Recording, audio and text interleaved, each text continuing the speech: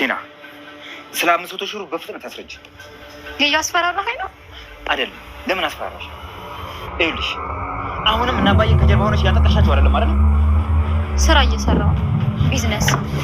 እሺ ስለ ቢዝነሱ አስረጅ።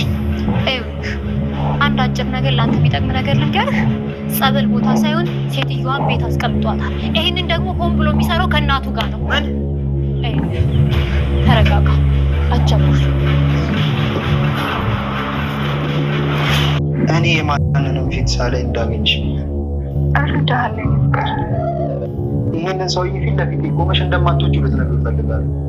ለምን አስፈለገ? እኔ አንተን ብቻ እንደምወደው እኮ ግልጽ ነው። ግልጽ አይደለም፣ በፍጹም ግልጽ አይደለም። ናቲ ይሄን ነው የምትለው? አሁን ግን ሲገባ እኮ ፎክሮብኝ ይገባል። እሱን ተወው። እወዳለሁ። እሺ አውቃለሁ። ስለዚህ አንተ አትፈልግ። አውቃለሁ። መች ፈልግኝ አልኩሽ? እና ለምንድን ነው የተጣበቅም? እኔ እፈልግሻለሁ። ስማኝ ደረቅ አትሁን እሺ? የደርግና የአዲስ አይደለሽ።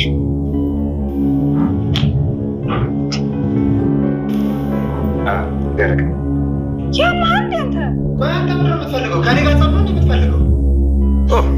አንተ ከፈለግክ እኔ አልከለከልም፣ ግን አሁን ጸባል ትሰማኛለህ? እከልሃለሁ። እሺ ጠይቃት፣ ትነግርሃለች። የትሁት ፍቅረኛ ነው ተብሎ ዝም ያልኩት አንተ ብቻ ነው።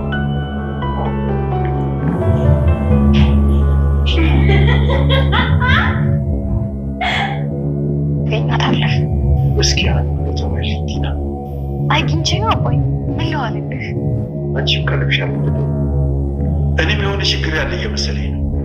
ስለዚህ ለቡና ቲና ተከታተይ። ጥሩ። አንተ ተከፍለኛለህ? ቀሌን ነው የሱ ክፍያ ይበቃል። ማለቴ ሊከታተል ነው። ክፈለኝ ይለዋለሁ።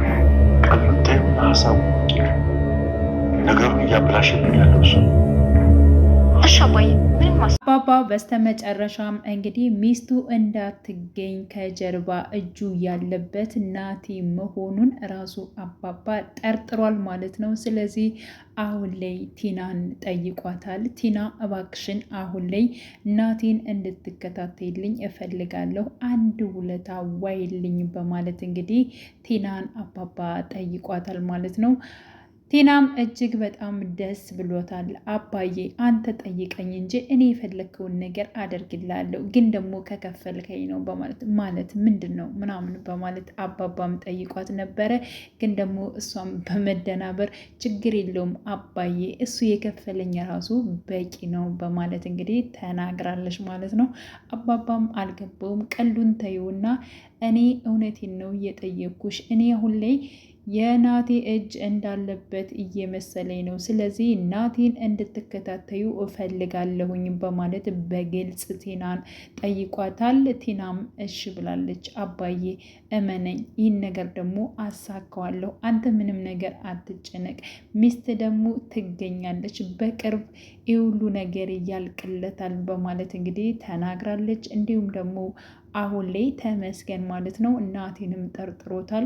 በእርግጠኝነት ያወራውን ነገር ባላቅም ግን ደግሞ ስልክ ወጣ ብሎ ሲያወራ ነበረ። እኔ ስደርስበትም እጅግ በጣም ነበር የደነገጠው አባዬ።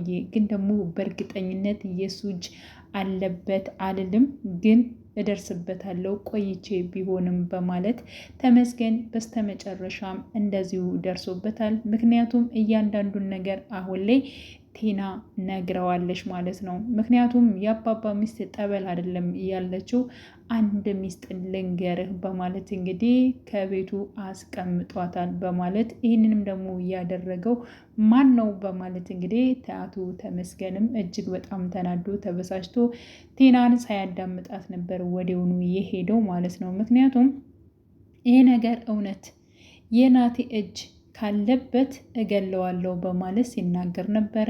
ሲቀጥል ደግሞ ለአባባም ተናግሮ ነበረ ተመስገን። አባዬ የሱ እጅ ያለበት ይመስለኛል። እርግጠኛ ሁኜ ባልነግርም ግን ደግሞ ከጀርባው የሆነ ነገር ያለ እስከሚመስለኝ ድረስ ነው የማውቀው በማለት እንግዲህ ተናግሯል። በፍጹም ይህን ነገር ሊያደርገው አይችልም በማለት አባባም ሲናገር ነበር። ካደረገው ግን እግዚኦ በማለት እጅግ በጣም ስለ ክፋቱም ሲናገር ነበረ ማለት ነው። እና አሁን ላይ እንግዲህ ያው ናቲ ጎን ያለችው ትሁት ነች። ናቲ የኔ ፍቅረኛ ነው፣ ናቲን ነው የማገበው፣ ናቲን ነው የምመርጠው። አባዬ ለምንድን ነው በዚህን ያክል እኔ ምርጬን የማታከብርልኝ በማለት ትሁት አባባን ጠይቃ ነበረ። ትሁት ልጄ፣ አንቺ ልጄ ነሽ፣ እኔ አንቺ የምትፈልጊውን ነገር መምረጥ ትችያለሽ፣ መብትሽ ነው። ይሄ ነው አልልሽም። በኋላ ደግሞ በእኔ ምርጫ ብትሳሳች ራሱ ሌላ ችግር ውስጥ እንድገቢ በፍጹም አልፈልግም። ግን ደግሞ ነገሮችን አስታውለሽ ማድረግ አለብሽ። እውነቱን ንገረኝ ካልሽኝ ደግሞ እኔ ናቲን አላምነውም በማለት በግልጽ ተናግሯል። ከዚህ በፊትም ናቲ አባባን በጣም ሲናገረው ስለነበር ከዚያ አንጻር አንዳንድ ነገሮችንም ከሚሰማው አንጻር ማለት ነው አቶ ተመስገንም የተናገረው ለአባባ እሱ ሊሆን ይችላል፣ እጁ ሊኖርበት ይችላል፣ ግን ደግሞ እርግጠኛ አይደለሁም፣ እየጠረጠርኩ ነው አባዬ ብሎ ተናግሯል ማለት ነው። ስለዚህ ጥርጣሬውም ሁኔታውም ካለ ነገሩም አስመሳይ እንደሆነ እንደዚሁም ናቲን ተረድቶታል አባባ ማለት ነው። በዚህ መልኩ እኔ ሳይፈልጉኝ እዚህ ቤት መቀመጥ አልፈልግም፣ እባክሽን ትሁት እኔና አንቺ አብረን እንኑር በማለት እንግዲህ ናቲ ትሁትን ጠይቋት ነበረ። ትሁት ደግሞ ሽማግሌ ሳይላክ እኔ ካንተ ጋር መኖር በፍጹም አልፈልግም እኮ፣ ሽማግሌ እንዳይላክማ የአባባ ሚስት አልተገኘችም። ስለዚህ በጣም ብዙ ነገሮች ናቸው፣ እባክሽን ትሁት እኔ ደግሞ በዚህ ሰው መካከል ላይ እንትን ማለት አልፈልግም በማለት እንግዲህ ናቲን ማለት ነው በናቴ ፊት ለፊት እኔን እንደምታገብኝና እኔን እንደምትወጅኝ እሱን እንደማትፈልጊው በግልጽ እንድትነግሪው እፈልጋለሁ። አሁኑኑ ንገሪው፣ በቃ ከኔ ጋር መሆን ከፈለግሽ ይህን ነገር አድርጌ በማለት እንግዲህ ትሁትን ይናገራታል። ትሁትም እንደዚሁ ተመስገን ሲወጣ ጠብቃ ስማኝ ተመስገን፣ እኔ ካንተ ምንም አይነት ነገር አልፈልግም፣ አንተ ከኔ ምንድን ነው የምትፈልገው በማለት ጠይቀው ነበር። እኔ ምንም ነገር አልፈልግም፣ እኔ ናቲን ነው የምወደው የማፈቅረው፣ እሱን ነው የማገበው፣ አንተን አልፈልግህም በማለት በግልጽ ተናግራለች። እንግዲህ ከናቲ ፊት ለፊት እንዲሁም ደግሞ ከቲና ፊት ለፊት ነው ይህን ቃል ስትናገረው የነበረው ማለት ነው። አውቃለሁኝ አንቺ እንደማትፈልግኝ አውቃለሁ፣ እኔ ብቻ ነኝ የምፈልግሽ የምወድሽ እንጂ አንቺ እንደማትፈልግኝ አውቃለሁ። በቃ ስለዚህ ለምንድን ነው ከናቲ ጋር የምትጣሉት በማለት እኔ ከሱ ጋር አልተጣለውም፣ ታውቂያለሽ፣ እስከ ዛሬም ከአንቺ ጎን ላሉ ሰዎች ጋር ያልተጣለሁት ናቲን ነው፣ እሱንም አንቺን አክብሬሽ ነው በማለት እንግዲህ በመጨረሻም ጉንጯን ይስማታል። እጅግ በጣም ነበር የደነገጠችው።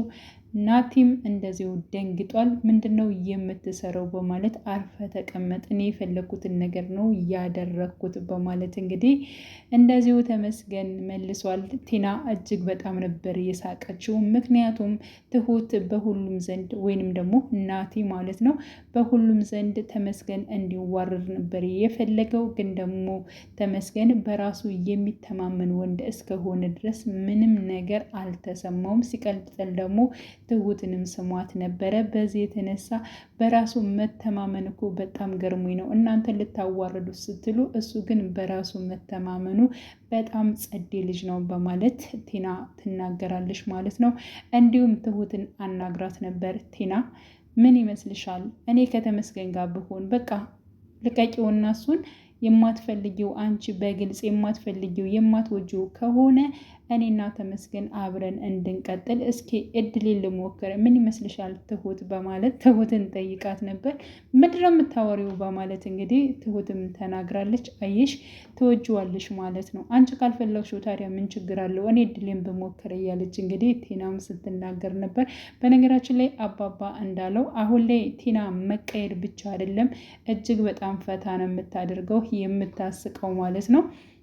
ስለዚህ አንቺ የማትፈልጊው አንቺ የማትወጂው ከሆነ እኔ እድሌ ልሞክርና ተመስገንን ላግባ እያለቻት እየጠየቀቻት ነበር። ግን ደግሞ በእርግጠኝነት አንቺ ትወጂዋለሽ ማለት ነው፣ አየሽ አሳልፈሽ እንኳን ለእኔ መስጠት አልቻልሽም በማለት እልህ ይዞሽ ነው እንጂ በእርግጠኝነት ከናቲ ይልቅ ተመስገንን ትወጂዋለሽ በማለት በግልጽ ነግራታለች።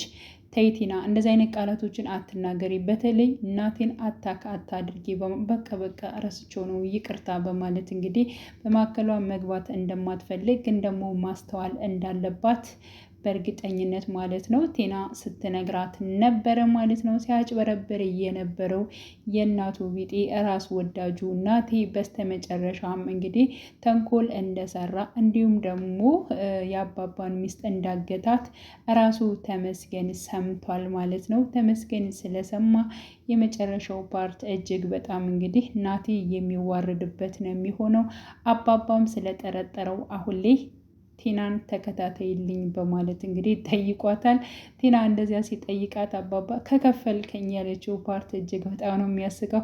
አይ ችግር የለውም አባዬ እሱ የከፈለኝ ራሱ በቂ ነው በማለት እንግዲህ ራሱ በሰጠው ገንዘብ ራሱን ልትከታተለው ቃል ገብታለታለች ማለት ነው ለአባባ። ስለዚህ በእርግጠኝነት አባዬ ሚስትህን ዘናት እንመጣለን፣ አንተ ምንም እንዲከፋህ አልፈልግም፣ ምንም ደግሞ አትሆንም፣ አይዞህ በዚህ ጉዳይ አትጨናነቅ በማለት እንግዲህ ተናግራለች። ሲቀጥል ደግሞ ተመስገንና እንዲሁም ደግሞ አባባ ያው የናቲ እጅ እንዳለበት እንግዲህ የጠረጠረው ተመስገን አሁን ላይ ደግሞ ትሁት ከናቲ ጋር እጅግ በጣም ቅርቤት አላት። ምንም ብትሆን አሁን እሷን ማስቀየም አልፈልግም በማለት እሷ አባዬ የሚጠቅማትን ነገር እየመረጠች አይደለም፣ ግን ደግሞ ቆይታ ይገባታል። እኔ እንደዚህ እንድትሆን በፍጹም አልፈልግም፣ ብዙ ነገሮቿን ለመቀየር ሞክሬ ነበረ፣ እሷ ግን እየገባት አይደለም በማለት እንግዲህ በመጨረሻም መሄድ ትችያለሽ፣ እኔ እንደማልፈልግሽ እና እሱ እንዳሸነፈሽ